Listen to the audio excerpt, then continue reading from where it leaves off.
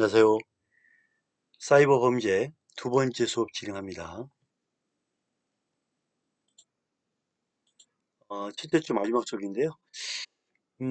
사이버 범죄 관련해서 미국에서 FBI 컴퓨터 범죄에 대한 분류 수법을 좀 알아볼까요? FBI에서는 컴퓨터 범죄 수법을 네 가지로 분류합니다. 첫째로 트로이 목마입니다. 트로이 목마란 건 여러분 좀 들어보셨나요? 트로이 전쟁할 때 그 트로이 목마를 그 성이 함락되게 안 되니까 트로이 목마를 버려두고 가죠. 그 안에 많은 병사들이 들어있고, 그걸 모르는 그 나라에서는, 이제 적국에서는 그 트로이를 성 안에 들이죠. 그래서 한밤중에 승리에 도취해 있고 술에 취하고 잠자고 있는 사이에 트로이에서 병설이 나와서 그 성을 점령한 이야기죠. 그런 것처럼 트로이란 거는 어, 숨어 있다. 즉 거기에 몰래 명령문을 삽입시킨다. 이렇게 보면 되겠죠. 그래서 프로그램을 실행하면서 일부의 부정한 결과가 나오도록 프로그램 속에 범죄자만이 아는 명령문을 몰래 집어넣는 거예요. 그 사람 외에는 모르는 거예요. 삽입시키는 거예요. 그러니까 병사들을 집어넣고 성 안에 심는 거죠. 그러면 그 병사들이 이제 새벽에 한밤중에 일어나서 성문을 열고 어, 들어오게 되는 거죠. 그래서 명령문을 삽입하는 것, 트로이문마다. 제핑, 강한 제핑, 강하게 컨트롤할 수 있다. 제핑. 그래서 맞는 키라는 뜻이에요. 맞는 키. 어, 컴퓨터 작동이 정지된 상태를 복구나 재작동 절차에 의해 해결할 수 없을 때 사용하는 맞는 키와 같은 프로그램인데, 이 프로그램의 강력한 힘을 이용하여 부정을 해가는 방법, 슈퍼 제핑이랍니다. 트랩도어. 트랩이란 말은 여러분들 그런 저는 이제 육군에 있을 때 폭파병이었거든요. 어, 폭파병인데 이제 주로 하는 일이 뭐냐면 뭐 다리를 폭파하거나 또 현장에서 그 장소를 나올 때 부비 트랩, 어떤 건들면 터지는 폭발물을 설치하죠. 위장 폭발물을 설치해서 선을 건들면 폭발물이 터지게끔 트랩을 설치합니다. 그래서 그런 트랩이란 생각을 하면서 한번 볼까요? 트랩도어, 문, 트랩을 설치하는 문. 즉 프로그램 개발 과정에서 프로그램 검증을 위해 프로그램을 수정할 수 있는 명령문을 끼워넣게 되는데, 이거를 어, 트랩을 삭제하지 않고 놨다가 범위에 이용합니다. 명령문을 끼워넣고 어, 끝났으면 철수를 할 때 다 철수를 해야 되는데 놓고 옵니다. 놓고. 즉 삭제하지 않고 놔서 그거를 트랩을 쓰는 거죠. 트랩도어. 그죠? 삭제하지 않고 범행에 이용하는 방법, 트랩도어랍니다. 살람이란 거는 쌀처럼 작은 거를 긁어 모은다. 살라미, 긁어 모은다. 그래서 어떤 일을 정상적으로 수행하면서 관심 밖에 있는 조그마한 이익, 즉 우리가 5원, 10원은 관계없죠. 관심 없죠, 여러분. 여러분 통장에 100원, 10원 없어졌다고 여러분 압니까? 모르잖아요. 그 100원, 10원을 전국의 모든 사람에게 긁어 모은다고 생각해봐요. 어마어마하겠죠. 이게 살라미 기법입니다. 즉, 조그마한 이익을 긁어 모으는 수법으로 금융기관의 컴퓨터 취재에 이자 계산 시에 단수 이하의 적은 금액을 특정 계좌로 다 모이게 하는 것. 이거를 살라미 기법이랍니다. 살라미 기법.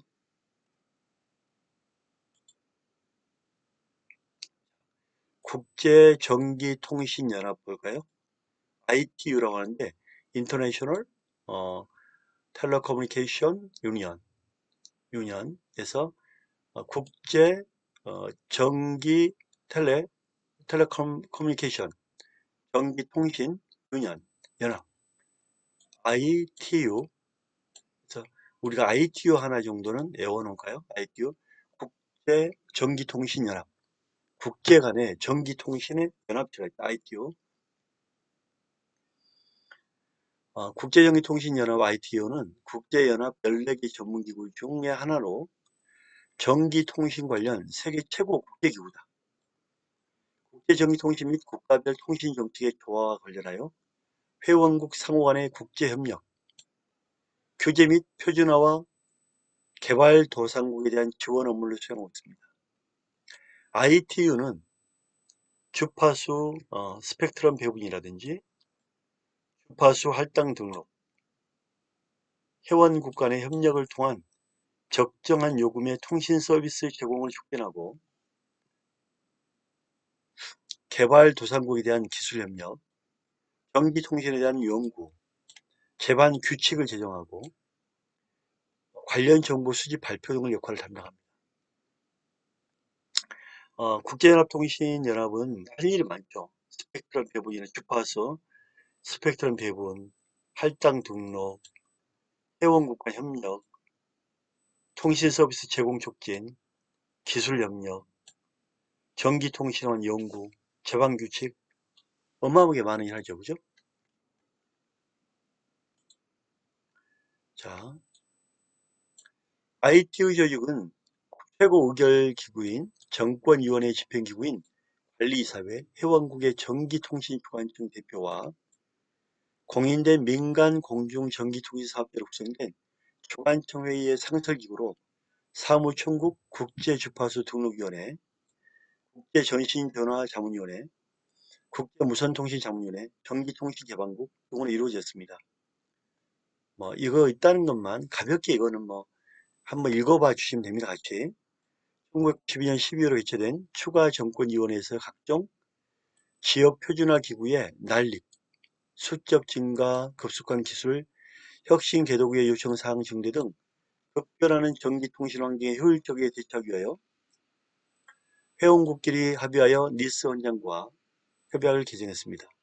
이에 따르면 CCITT 총회는 CCITT와 CCIR의 표준화 기능이 합병된 세계통신표준화회의에 변경되었고 CCIR 총회는 전파통신총회로 IFRB 전파관리위원회, 세계무선주관청회의 각각 변경되었으며 세계전기통신개발회의가 신설되었다.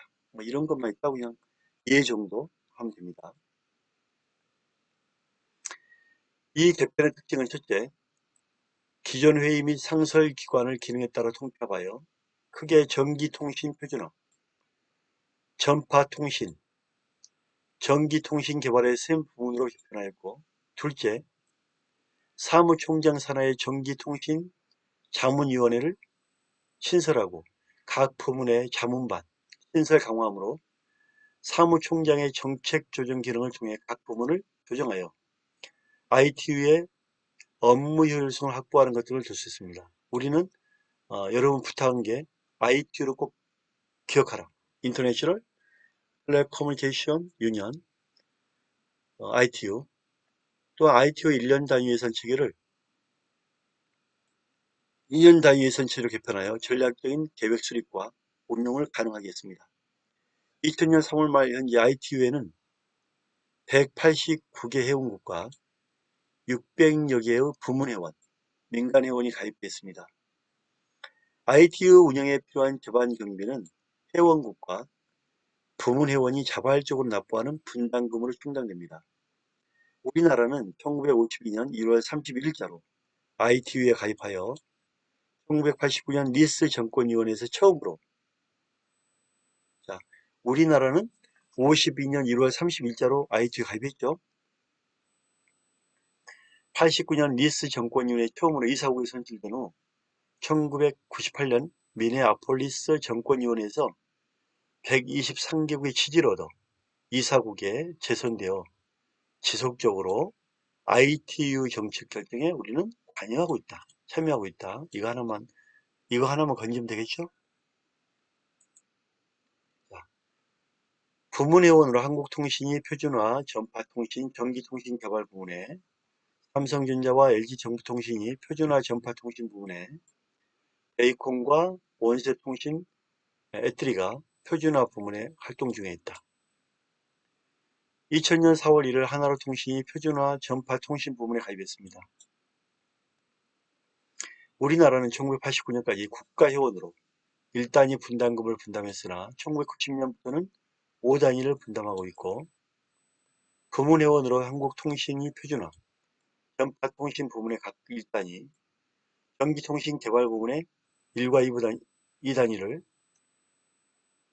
데이컴의 표준화 부분의 1과 2단위, 삼성전자가 표준화 전파통신의 1과 2단위, SK텔레콤이 전파통신 부분의 1과 2단위, 원세통신이 표준화 부분의 1과 2단위를 납부하고 있습니다.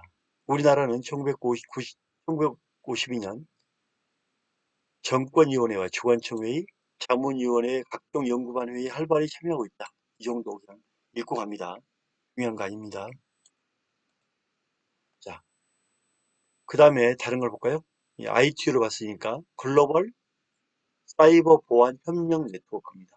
뭐 별의별 게 많이 있죠, 그죠? 요즘에 뭐 전파 통신, 무선, 핸드폰 어마어마하잖아요, 그죠? 사이버 보안 협력 네트워크, 즉 캠프라고 부르는데, 이 사이버 보안을 위한 협력 네트워크입니다. 캠프. 개발도상국 34곳이 참여하는 정보보안 협력체로 2016년 7월 11일 한국 주도로 출범했습니다. 사이버 보안 협력 네트워크 캠프는 고도화진화된 사이버 위협에 국제사회가 공동으로 대응해 보다 안전한 사이버 세상을 구현하기 위하여 구성됐습니다. 7월 11일 출범식에서는 서아프리카 경제연합, 중남미 ICT 교육센터를 비롯해 브라질, 베트남, 세네갈, 우즈벡 35개국 47개 부처 기관이 참여했습니다. 캠프는 매년 총회를 열고 회원국 상호 간의 사이버 보안 역량 강화 방안을 논의하고 국제 사이버 위협 정보를 공유합니다. 정보 보호 정책 및 기술 가이드라인을 마련하고 웹페이지 악성 코드 탐지, 차단 기술, 사이버 침해 사고, 침해 사고와 연관성 분석 기술 등 정보 보호 기술을 개도국에 전수하고 있습니다. 중요한 역할을 하고 있죠.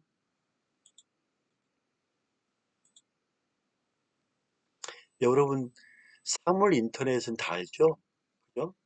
사물 인터넷, IoT,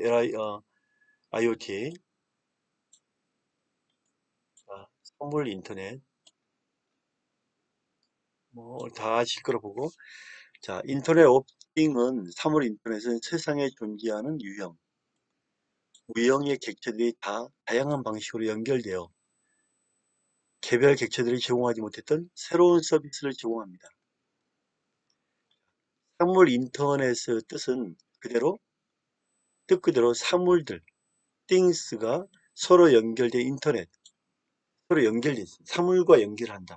예를 들면 뭐 자동차와 핸드폰 연결, 사람과 연결, 다 뭐 냉장고와 핸드폰, 사람과 연결, 그죠? 컴퓨터와 연결이죠.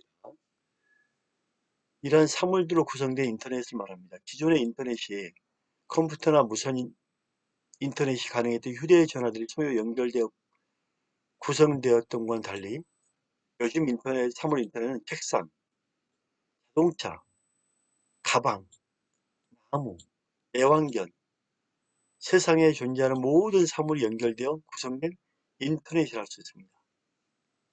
사물 인터넷의 모든 물리적 센서가 화제거리입니다. 온도도 체크하고 습도, 열, 가스, 조도, 초음파, 센서부터 원격 감지, SAR, 레이더 위치, 모션, 영상 센서, 유형과 주위 환경 모든 정보를 바탕으로 사물 간 대화가 이루어집니다. 예를 들어 침대와 실내 등이 연결되었다고 가정해 봅시다. 지금까지는 침대에서 일어나 실내 등을 켜거나 꺼야 했지만 사물 인터넷 시대에는 침대가 사람이 자고 있는지를 스스로 인지한 후 자동적으로 자면은 꺼집니다. 눈 뜨면 켜집니다. 마치 사물들끼리 서로 대화를 하므로 사람을 위한 편리한 기능들을 수행하게 되는 것입니다. 좀 무섭죠, 그죠? 자, 사이버 공간, 우리가 이제 범죄가 일어나는 곳이 사이버 공간이라고 했죠. 사이버 스페이스인데, 사이버 공간이라고 부릅니다. 자, 지금 제가 왜 이렇게 용어를 많이 하냐면, 이런 그 용어를 알아야 사이버 범죄를 쉽게 이제 이해하기 때문에 두 번째 시간에 용어를 좀 본다 이렇게 보시면 됩니다.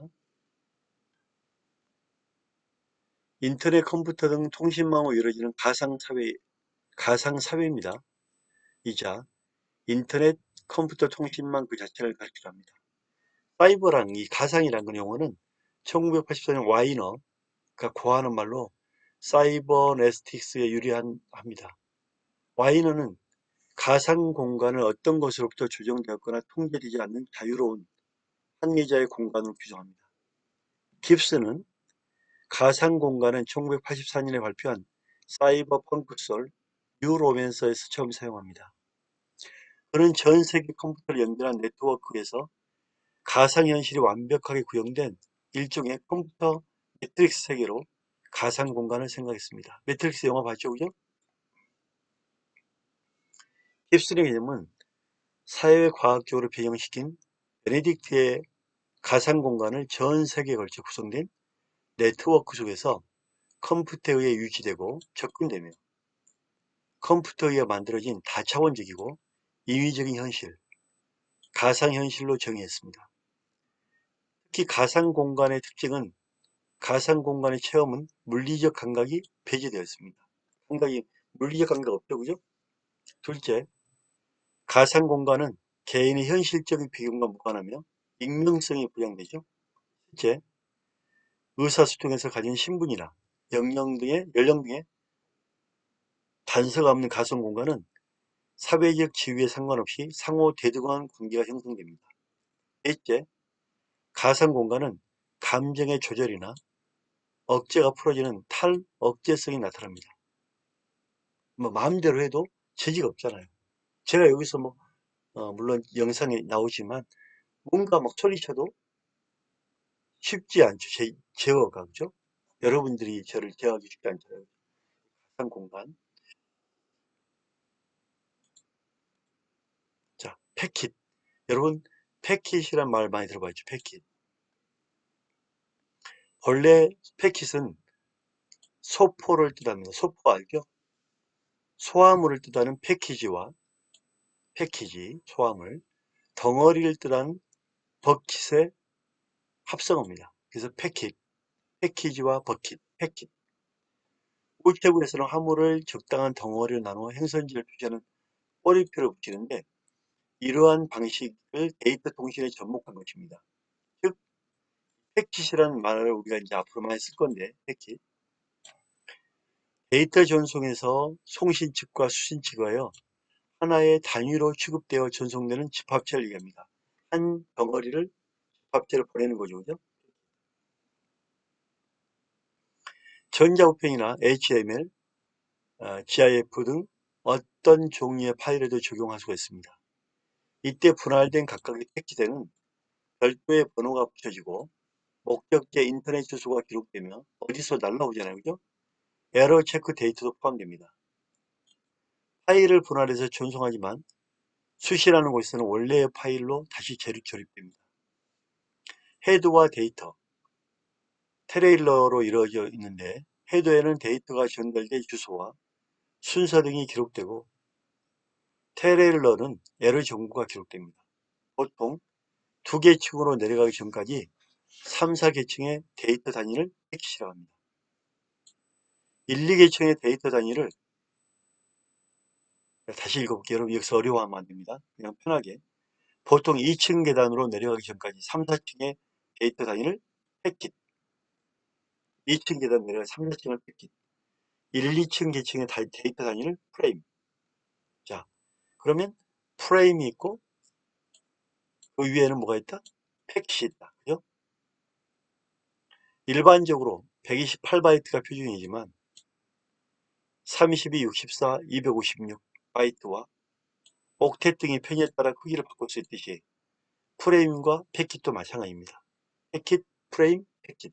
꼭 이 패킷이라는 것 기억하기 바랍니다. 앞으로 우리가 사이버 범죄를 하려면 이런 용어는 알아야 되겠죠, 그죠? 제가 그 강조하는 것들을 좀 기억하고 필요 없다는 거는 그냥 넘어가시면 됩니다. 자, 내부의 상대방의 주소를 갖고 있기 때문에 신뢰도가 높으며 에러를 체크하는 등의 고품질의 전송을 제공할 수 있는 장점이 있습니다. 또 통신망을 경제적으로 구성할 수 있고 전송 속도와 코드를 바꿀 수 있으므로 서로 다른 기종을 사용하는 사용자들끼리도 통신이 가능합니다. 다양한 부가 서비스도 가능하고 국제적으로 표준화된 프로토콜을 사용하며 인터넷상의 데이터를 전송할 때 매우 효율적입니다. 패킷형 단말기와 교환기 사이의 인터페이스에 사용되는 권장 프로토콜은 X.25이며 비표준 단말기와 인터페이스는 X.3, X.28입니다. 자, 패킷 영어 하니까 재미있죠, 그죠? 자, 딱 25분만 할 거예요. 조금 이제 몇 분 안 남았습니다. 하이퍼텍스트, 하이퍼텍스트, 하이퍼텍스트가 뭘까요? 뭔가 좀 텍스트 하니까 뭐가 귀에 쏙 들어오죠. 컴퓨터를 통하여 저장된 정보를 학습자가 자신의 필요와 관심 및 인지 스타일에 따라 자유롭게 검색하도록 도와주는 자, 필요와 관심, 인지 스타일에 따라 자유롭게 검색이다. 비순차적 텍스트의 정의 원리이다. 하이퍼 텍스트를 이해하기 위해서는 전통적인 텍스트와 비교할 필요가 있습니다. 전통적인 텍스트는 책의 형태를 띠건 컴퓨터의 데이터베이스에 있건 모두 순차적으로 되어 있습니다. 즉, 텍스트가 읽히는 순서를 결정하는 단한계의 선형적 순차가 전제되어 있습니다. 첫째 페이지를 읽고 둘째 페이지를 읽고 하는 식입니다. 하지만 하이퍼 텍스트는 비순차적입니다. 텍스트가 읽히는 순서가 결정되어 있지 않습니다. 정보 단위를 노드로 하죠. 노드. 노드 들어봤죠, 여러분들? 정보 단위 노드. 점으로 서로 연결되어 있는 것처럼 보이는 연결점을 링크라 합니다. 노드와 링크. 하이퍼텍스트는 노드와 링크를 단위로 하는 정보의 구조 방식으로 할 것입니다. 순서가 없이 섞여 있지만 다 노드와 링크로 연결되어 있죠. 이러한 하이퍼텍스트는 그 구조와의 종류에 따라 노드 연결형 하이퍼텍스트, 구조화된 하이퍼텍스트, 위계적 하이퍼텍스트, 지금은 하이퍼텍스트 시대입니다. 하이퍼텍스트를 단어를 많이 쓰죠. 그죠? 여러분, 가상화폐, 비트코인 들어봤죠? 이게 지금 앞으로 어떤 큰 문제가 될 수 있겠죠? 최근 들어 가상화폐로 인해서 그 사기성이 있어서 막아버리면서 투자했던 분들이 많이 피해를 보고 있는데요. 비트코인은 아니까 간단하게 보고 넘어갑니다. 비트코인은 지폐나 동전과 달리 물리적 형태가 없는 온라인 가상화폐입니다. 디지털 코어입니다.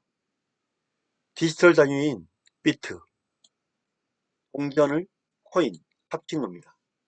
비트와 코인 합친 비트코인. 나카모토 사토시라는 가명의 프로그래머가 빠르게 진전되는 온라인 추세에 맞춰 갈수록 기능이 떨어지는 달러와 엔화, 원화와 같은 기준의 법화를 대신하는 새로운 화폐를 만들겠다는 발상으로 2009년 비트코인을 처음 개발했습니다. 2009년은 미국발 금융위기가 한창이던 시기여서 미 연방준비가 막대한 양의 달러를 찍어내 시장에 공급하는 양적 완화가 시작된 해로 달러와 가치가 하락, 우려가 겹치면서 비트코인이 대안의 화폐로 주목받기 시작했습니다. 핵심은 정부나 중앙, 금융회사 등 어떤 중앙 집권적 권력의 개입 없이 작동하는 새로운 화폐를 창출하는 데 있습니다. 그는 인터넷 거래에 남긴 글에서 국가화폐의 역사는 즉 화폐의 가치를 떨어뜨리지 않을 거라는 믿음을 저버리는 사례로 충분하다. 국가 화폐 역사는 믿음을 저버리는 사례로 충분하다고 비판했습니다.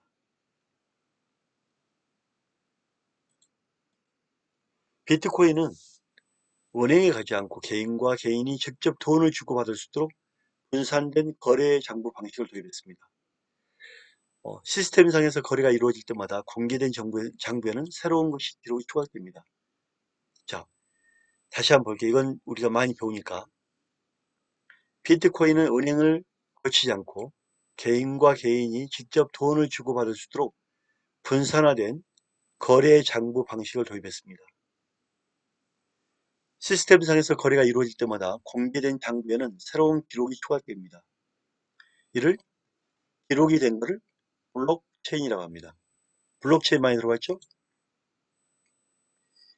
블록체인에 저장된 거래 기록이 맞는지 확인해 거래를 승인하는 역할을 맡는 사람을 채굴자라 합니다. 컴퓨팅 파워와 전기를 소모해야 하는 채굴자의 참여를 독려하기 위해 비트코인 시스템은 채굴자에게 새로 만들어진 비트코인을 주는 것으로 구성합니다. 채굴자는 비트코인을 팔아 이익을 남길 수 있지만 채굴자 간의 경쟁이 치열해지거나 비트코인 가격이 폭락하면 어려움에 처합니다. 비트코인은 완전한 익명으로 거래가 됩니다. 컴퓨터와 인터넷만 되면 누구나 비트코인 계좌를 개설할 수 있습니다. 이 때문에 비트코인은 돈 세탁이나 마약 거래에 사용되는 이 문제점도 나오고 있습니다. 여러분 중에 혹시 비트코인 하고 있나요? 되게 조심해야 됩니다. 또 다른 특징은 통화 공급량이 엄격히 제한된다는 점입니다. 현재 10분마다 25개의 새 비트코인이 시스템에 추가되지만 21만 개가 발행될 때마다 한 다음에 앞으로는 10분당 추가되는 비트코인은 12.5개, 6.25개로 줄어들다가 0으로 수렴합니다. 비트코인의 총 발행량은 2만 2,100만 개로 정해졌습니다. 이는 중앙은행이 재량적으로 통화 공급량을 조절하면서 안 된다는 미국의 이는 중앙은행이 재량적으로 통화 공급량을 조절하면 안 된다는 미국의 경제학자 밀턴 프리드먼의 주장과 연결되었습니다. 다만 비트코인은 소수점 8자리까지 변화할 수 있어 필요에 따라 통화량을 늘릴 수 있는 여지를 남겨놨습니다. 비트코인이 은행을 거치지 않고 개인과 개인이 직접 돈을 주고받을 수 있도록 분산화된 거래 장부를 도입했습니다. 시스템의 거래가 이루어질 때마다 공개된 장부에 새로운 기록이 추가되는데 블록체인. 자, 이거 방금 봤으니까 넘어갑니다. 이건 내용이죠. 자, 이 부분만 다시 정리합니다. 이 부분 안 했죠? 가상화폐 지갑에서 블록체인포에 따르면 2017년 12월 7일까지 채굴된 비트코인은 1671만 개 정도로 채굴한 도 2100만 개의 80%가 채굴돼 있습니다. 거의 지금 이제 거의 다 채굴됐겠죠. 비트코인은 엄청난 양의 에너지를 소비하는 방대한 데이터 센터들에 있는 컴퓨터에 채굴됩니다. 미국의 한 기상자 비트코인 채굴을 위해 매년 미국 340만 가구에 사용하는 전력량인 32테라와트가 소용되고 있는데 2019년 중반에 전력 사용량이 미국 전역에 공급되는 전력량으로 늘어나고 대부분의 채굴이 중국에서 이루어질 것으로 전망했습니다. 실제로 전 세계 대규모 비트코인 채굴 업체들은 대부분 중국에 있는 걸로 알려졌습니다.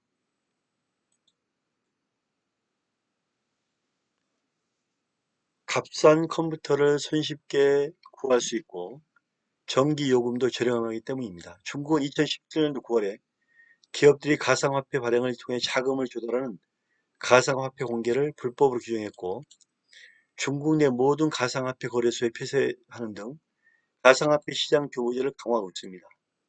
사용자들은 인터넷에서 내려받는 지갑 프로그램을 통해 인터넷 뱅킹으로 계좌 이체하듯 비트코인을 주고받을 수 있습니다. 인터넷 환전 사이트에 비트코인을 구매하거나 현금화할 수 있습니다. 비트코인은 소수점 8자리까지 단위를 표시해 사고 팔 수 있습니다. 비트코인 가격이 2016년 125% 급등하며 990달러까지 치솟는 뒤 2017년 1월 초 거래 시작과 함께 1000달러를 넘어섰습니다.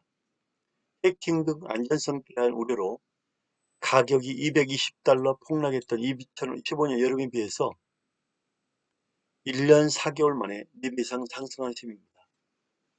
비트코인의 가격 상승은 그 이후로도 계속 이어지고 있습니다. 2017년 10월 29일 비트코인 가격은 대형 거래소인 비트스탬프에서 사상 처음으로 1만 달러를 상향 돌파했으며 12년 7월에는 1만 9천 달러를 넘어 2017년 한 해만 수익률이 무려 1800%가 넘었습니다. 자, 비트코인까지만 제가 이제 강의를 이 시간 하는데요. 여러분에게 꼭 간구합니다. 간청합니다. 비트코인은 정말 유용한 겁니다. 최근에 비트코인을 구입하려고 그 통장 개설에 돈을 입금하잖아요. 사기성 때문에 막아버립니다. 내가 비트코인을 사려고 2천만 원을 넣었는데 못 받는 거예요. 이 투자한 돈을 돌려서 비트코인을 돌려서 이득금을 주거든요. 근데 돈을 투자했는데 막아버려요. 그러면 나는 비트코인 회사에 돈을 넣었는데 돈이 못 나오잖아요. 그래서 많은 사람들이 피해를 보고 있거든요. 그래서 비트코인은 여러분들이 그 사고 팔고 하는 것 정말 조심해야 되고, 그 수익금을 받으려고 투자하는 것도 정말 조심해야 됩니다. 그래서 앞으로도 비트코인에 대한 피해자가 많이 생길 거로 봅니다. 두 번째 수업 마치겠습니다. 감사합니다.